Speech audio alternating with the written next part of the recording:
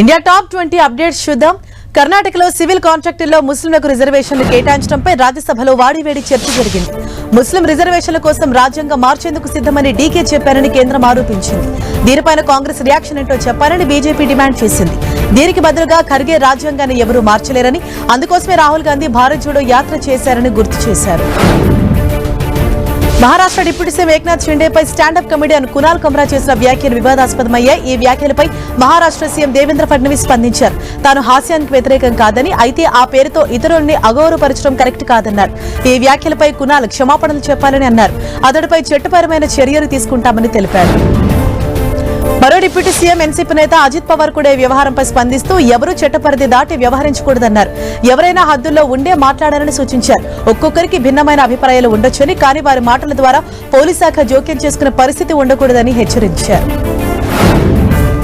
మరోవైపు యూనికాంటినెంటల్ హోటల్లోని habitat comedy club లో Eknath Shinde comedian పై కునాల్ కుమ్రా వివాదాస్పద వ్యాఖ్యలు చేయడంపై బీఎంసీ అధికారులు సీరియస్ అయ్యారు. ఈ ఘటన తర్వాత హ్యాబిటాట్ కామెడీ క్లబ్ దగ్గర ఉన్న నిర్మాణాలు కూల్చేందుకు సమ్మెటలను తీసుకెళ్లారు బీఎంసీ అధికారులు. నాగ్పూర్ లో ఇటీవల చెలరేగిన హింసకు కారణమైన కీలక నిందితుడు ఫహీం ఖాన్ కు చెందిన అక్రమ నిర్మాణాలపై మహారాష్ట్ర ప్రభుత్వం బుల్డోజర్ ఆపరేషన్ చేపట్టింది. ఇవాళ ఉదయం అతడి నివాసం, ఇతర నిర్మాణాలను నాగ్పూర్ మున్సిపల్ శాఖ అధికారులు కూల్చివేశారు. ఈ అక్రమ నిర్మాణాలపై ఇప్పటికే నోటీసులు జారీ చేశామని, నిబంధనలకు విరుద్ధంగా నిర్మించినందువల్ల వీటిని కూల్చివేశామన్నారు. ఉత్తరప్రదేశ్ ప్రభుత్వం 8 ఏళ్లు పూర్తి చేసుకుంది. ఈ సందర్భంగా మాట్లాడిన సీఎం యోగి ఆదిత్యనాథ్ సాంకేతిక సాయంతో యూపీ రైతుల ఆదాయాన్ని రెట్టింపు చేసినట్లు ఆయన తెలిపారు. ప్రతి రంగంలోనూ యూపీని నెంబర్ 1 గా నిలబెట్టేందుకు కృషి చేసినట్లు ఆయన అన్నారు. ఢిల్లీలోని జంతర్ మంతర్ దగ్గర ఉద్రిక్తత చోటు చేసుకుంది. నేషనల్ ఎడ్యుకేషన్ పాలసీ 2020 యూజీసీ ముసాయిదా బిల్లు పేపర్ లీకేజీని నిరసిస్తూ ఎన్ఎస్యూఏ నిరసనకు దిగింది. యూజీసీ ముసాయిదా నియమాలు పేపర్ లీకేజీలకు వ్యతిరేకంగా నినాదాలు చేశారు.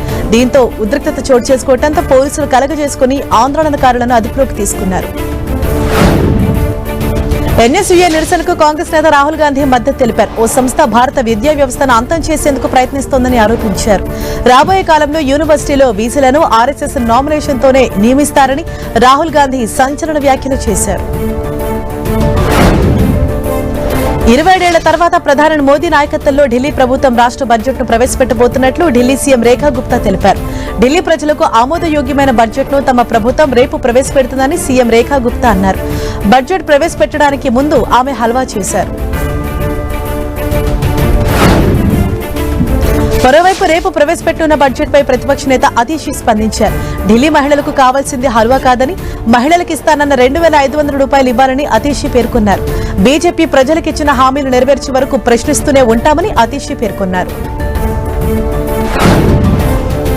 వక్ఫ్ సవరణ బిల్లుకు వ్యతిరేకంగా ఈ నెల 26న దేశవ్యాప్తంగా నిరసనలకు పిలుపునిచ్చింది అఖిల భారత ముస్లిం లా బోర్డు.